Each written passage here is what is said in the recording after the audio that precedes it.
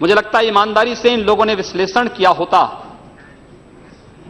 और अपनी केंद्र सरकार और अपने या अपने से जुड़े हुए अपने सहयोगी दलों के द्वारा जो संचालित सरकारें हैं उन सरकारों के सांप्रदायिक एजेंडे पर ध्यान दिया होता। ये पोलराइजेशन आखिर हो क्यों रहा है? पोलराइजेशन के कारण क्या है? मुझे लगता है वह पोलराइजेशन के पीछे के कारणों को ईमानदारी से हम विश्लेषण करेंगे तो मुझे लगता है एक तरफ आप कहते हैं हम सेकुलर हैं और दूसरी तरफ एजेंडा जो लागू करते हैं उसको सांप्रदायिक रूप से कॉम्युनल आधार पर लागू करते हैं। इस देश में 12 लाख से अधिक साधु संत और पुजारी रहते हैं, लेकिन ये लोग इमामों के लिए वेतन की घोषणा करते हैं, एक पक्षीय कार्रवाई करते हैं। क्या एक सेकुलर एजेंडा है? दिल्ली की सरकार ने किया, पश्चिमी बंगाल की सरकार ने किया, महाराष्ट्र की सरकार ने किया। क्या यही सेकुलर एजेंडा है? सांप्रदायिक आधार पर ये लोग बांटते हैं समाज को।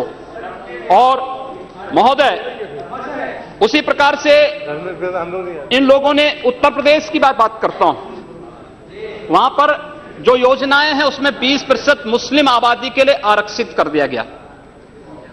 कब्रिस्तान की बाउंड्री वाल के नाम पर गांव-गांव में विवाद खड़ा करके 300 करोड़ रुपया उसके लिए आवंटित किया जाता है। गांव-गांव में उसके माध्यम से विवाद खड़ा किया जाता है। सुप्रीम कोर्ट कहता है कि किसी भी सार्वजनिक संपत्ति पर, मंदिर के नाम पर, मस्जिद के नाम पर, किसी भी अन्य उपासना विधि के नाम पर, मदरसों के नाम पर या मजारों के नाम पर कब्जा न मत करने दो। लेकिन उत्तर प्रदेश में कब्रिस्तान की बाउंड्री वाल के नाम पर धड़ल्ले से एक काम चल रहा है, कोई रोक टोक नहीं, क्योंकि शासन की ये मंशा है, इसलिए प्रशासन उसमें बोलता नहीं। क्या सांप्रदायिक ध्रुवीकरण नहीं होगा? उसी प्रकार से उससे भी खतरनाक स्थिति, आतंकवादियों पर दायर मुकदमे वापस लिए जाते हैं। आतंकवादियों पर दायर मुकदमे वापस लिए जाते हैं। इस देश में जो लोग राष्ट्रीय सुरक्षा के लिए खतरा बने हुए हैं, जिन लोगों ने राष्ट्र की संप्रभुता को चुनौती दी है, जो लोग लगातार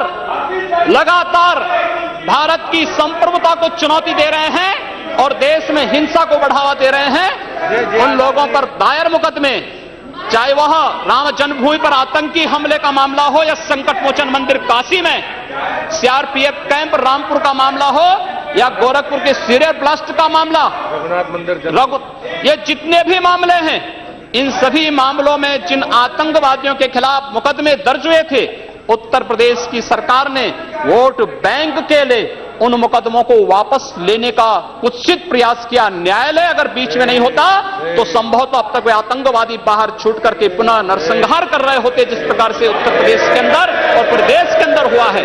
और उसके बाद भी ये कहते हैं कि सांप्रदायिक हिंसा बनी रहे। महोदय, चर्चा का विषय होना चाहिए कि आखिर सांप्रदायिक कौन है? कौन है सांप्रदायिक? कौन सांप्रदायिक है?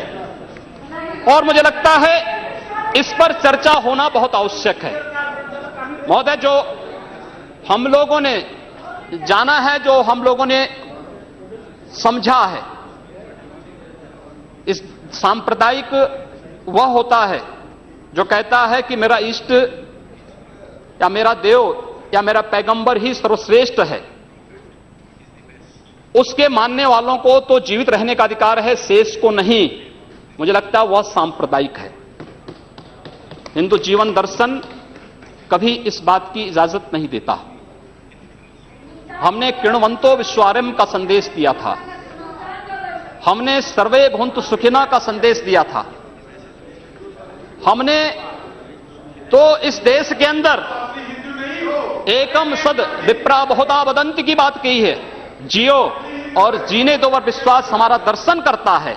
और दुनिया की कौन सा मजहब और कौन सा ऐसी कौम है जिसको विपरीत परिस्थितियों में हिंदू दर्शन ने अपने यहां शरण न दी हो, उसको फलने फूलने का अवसर न दिया हो? कौन सा ऐसा है दुनिया के अंदर?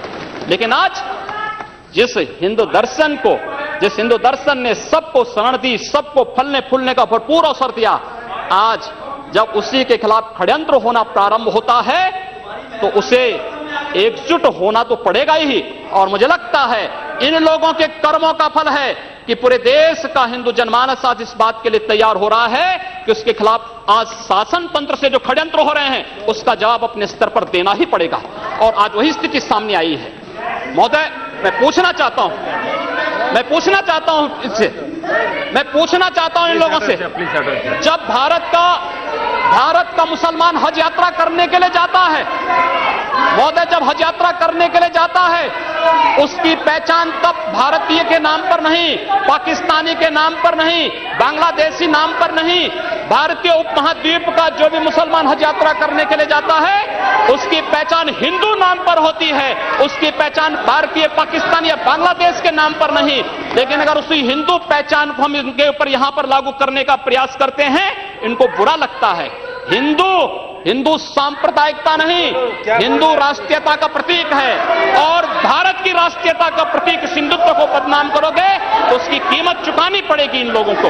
और इसलिए महोदय, मैं आप सबके आपके माध्यम से एक बार कहना चाहता हूं, महोदय, एक बार गुरुदेव रविंद्रनाथ टैगोर ने कहा था, गुरुदेव रविंद्रनाथ टैगोर ने एक बात कही थी।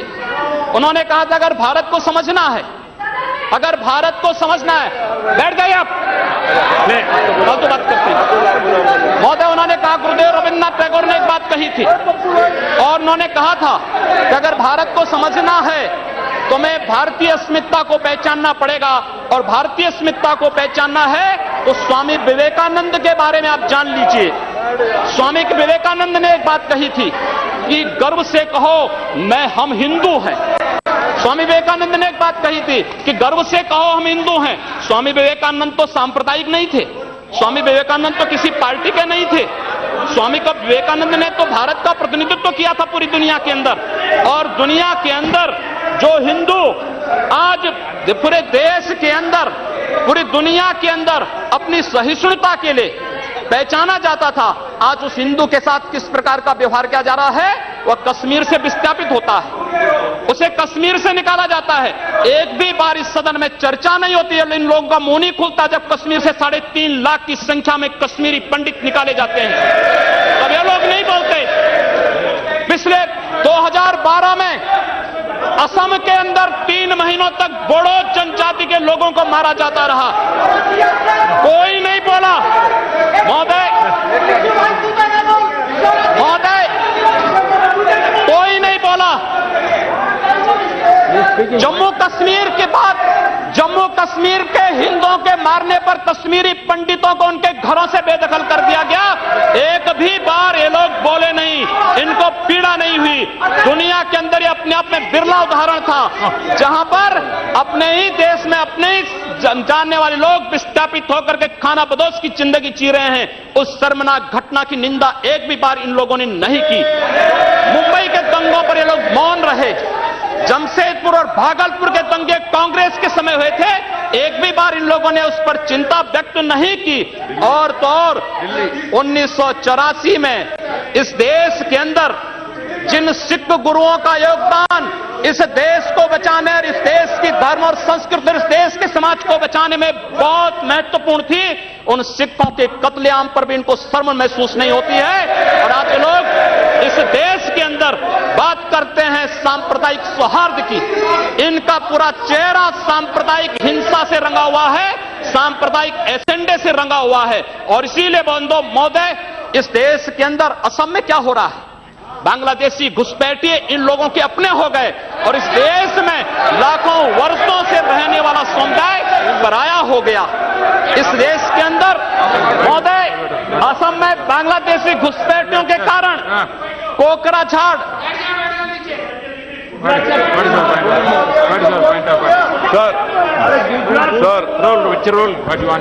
Under Rule 376, sir, the honorable member, while giving statement in his speech, he mentioned about communal rights. I request you that 2011 he has given a figures. Those are wrong figures. No, he has completely forgotten 10 to 2013. No. My question was there, sir. You cannot give wrong figures. Gujarat was the highest number followed by Madhya Pradesh. I have my question over here. Answer. I request you to check the record. Please. Sir, Please take it. Please. Say. No. Please. See, unmute my leg. See, I'm on my legs, please. See, the member is speaking and giving some figures. You are disputing that figures. No. In your speech you can say. There is no ruling. There is not out of. During your speech you can speak. You reply that. During your speech you can counter it. Not. When your term comes, you at that time can dispute it. You continue. You can nothing will counter it. उपाध्यक्ष महोदय, सच्चाई कड़वी होती है और कड़वी सच्चाई ये लोग स्वीकार करने को तैयार नहीं, क्योंकि ये लोग उस बीमारी से स्वयं त्रस्त हो चुके हैं जो बीमारी इन्होंने पूरे देश को दी है, और इसीलिए ये लोग उस सच्चाई को स्वीकार नहीं कर सकते। कश्मीरी पंडितों के निष्कासन पर और कश्मीर पे हुए अत्याचार पर ये लोग मौन थे। मैं 2011-12 में असम के अंदर देख रहा था, 3 महीनों तक लगातार दंगे होते रहे। इन लोगों ने एक भी बार सदन में चर्चा नहीं कराई। असम जलता रहा, और तो और कांग्रेस के लोग एक बार तो असम के ही मुख्यमंत्री को कटघरे में खड़ा कर दिया कि इन्होंने बोडो लोगों के बारे में कैसे बोल दिया। अरे बोडो वहां का नागरिक है, उसके बारे में नहीं बोलेंगे, किसके बारे में बोलेंगे? लेकिन ये लोग बांग्लादेशियों घुसपैठियों की वकालत करते हैं, और बांग्लादेशी घुसपैठियों की वकालत करते हुए इन लोगों ने पूरे बांग्लादेश, पूरे पूर्वोत्तर के भारत का जो समीकरण बदला है।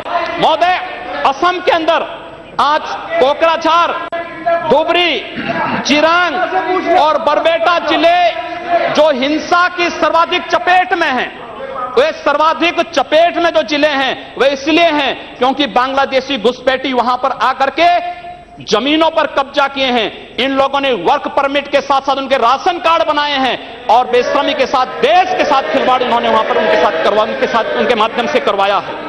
महोदय, और तो और हम किसी और बात में नहीं जाना चाहते हैं। मैं पूछना चाहता हूं कांग्रेस से और कम्युनिस्टों से भी, कोयंबटूर और बेंगलुरु धमाकों का जो अभियुक्त है, उस दुर्दांत आतंकवादी के लिए विधानसभा का सत्र, स्पेशल सत्र बुलाया जाता है। दोनों दल एक साथ मिलकर के अपील करते हैं कि उसको छुड़वाओ। ये क्या सेकुलर, क्या यही सेकुलर है? क्या इनका यही सेकुलर एजेंडा है? क्या यही इस देश में यही सेकुलरिज्म है? और इस देश के अंदर महोदय, इस देश के अंदर क्या हुआ था? Let him speak. हम भूले नहीं। महोदय, 11 अगस्त 2012 को मुंबई के आजाद मैदान में जो कुछ हुआ, महोदय, आजाद मैदान की घटना क्या थी?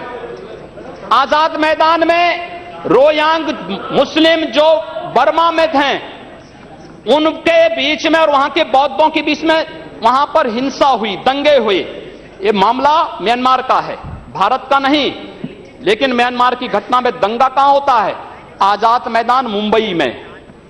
ये लोग मौन रहते हैं, वहां शहीद स्मारक तोड़ा जाता है, पुलिस के जवानों को मारा जाता है, मीडिया कर्मियों को मारा जाता है। उनके साथ साथ पुणे में दंगे हुए, उनके साथ उत्तर प्रदेश के अंदर बरेली में, लखनऊ में, कानपुर में, इलाहाबाद में दंगे हुए। ये लोग मौन रहे, इन लोगों ने कभी उस पर आवाज नहीं लगाई। ये लोग मौन रहे उस घटना पर। ये वही लोग हैं जो आजाद मैदान की घटना पर मौन थे, और बाबा रामदेव पे, उन सत्याग्रहियों पर ये लोग रामला मैदान पे लाठी चार्ज करके बेशर्मी के साथ वंदे मातरम का गान करने वाले देशभक्तों पर लाठी चार्ज करते हैं। ये लोग देश के अंदर सांप्रदायिक हिंसा की बात करते हैं। सांप्रदायिक हिंसा किसने फैलाई है? कौन फैला रहा है इस देश के अंदर? कौन इस देश के अंदर सच्चर कमेटी के नाम पर समाज को बांटने का कार्य कर रहा है? इन लोगों ने सांप्रदायिक आधार पर 1947 में देश को बांटा है, और आज पुनः देश को बांटने की साजिश के तहत पाकिस्तान के एजेंडे पे ये लोग कार्य कर रहे हैं। और इसलिए महोदय, जब उत्तर प्रदेश के अंदर की जो घटनाएं आई हैं, उन घटनाओं पर अगर आप नजर डालेंगे महोदय, जो घटनाएं हुई हैं, उन घटनाओं के बारे में अगर मैं आपके सामने रखूं, तो घटनाएं अपने आप में चौंकाने वाली घटनाएं हैं, और ये चौंकाने वाली घटनाएं कितनी खतरनाक हैं। Please. Sir, Rule 380. I'm quoting. No, I will ask. Rule 3. Sir. I am raising a point of order. While speaking, the member already made a defamatory statement. If the speaker is of the opinion that words have been used in debate which are defamatory or indecent or unparliamentary or undignified, he used the word that we already raised the issues of communal violence. We are not against anybody. We want a secularism to be maintained in this country. Therefore, we made a discussion. But honorable member, while discussing, honorable member, while discussing, he used the name of Pakistan. He abused us for naming the Pakistan. This is unparliamentary, sir. This is this should be deleted. This should be deleted, sir. As per CIT, this should be deleted. मैं उत्तर प्रदेश के अंदर आता हूं। It has to be decided. Please. Speaker has to give my ruling. He has been using the word Hindus and Muslims. Yeah. Saying. This is really against No, please. No, so you have raised certain objections. If any objections is in regard, that will go through and will explain it. Please continue. What do you have to say? उपाध्यक्ष महोदय, सांप्रदायिक agenda इन लोगों का है, हमारा नहीं। हम लोगों ने पूरे देश को एकजुट करने का बात किया था। हम लोगों ने तो नारा भी दिया था कि सबका साथ और सबका विकास।